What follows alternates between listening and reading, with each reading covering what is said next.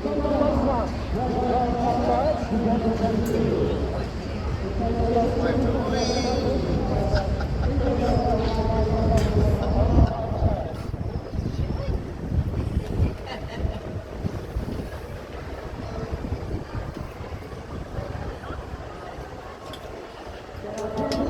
operating procedures for life in general. Please do not hesitate to come and see a member of staff.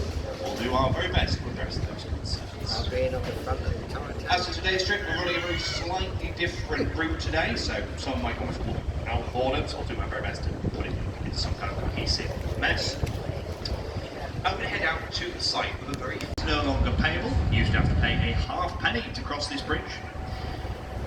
Whilst looking towards the left though, take a look at that left-hand arch, and you should see a small crack running down the centre of it.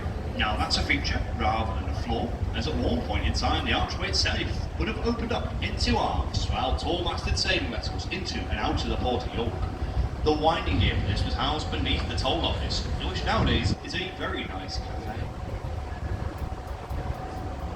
Skeldergate Bridge, by the way, marks the second point, roughly, of where the medieval city walls would have met the river. I say roughly, as a lot of this area, particularly in the early history of York, would have been protected by a significant marshy area, which also meant that such fortifications were not really feasible. It wasn't until they started to dry this area out later on that they could go east. And now the boys over the age of 14 and born inside the city walls are still legally required to practice their archery here on a Sunday after they've been to church.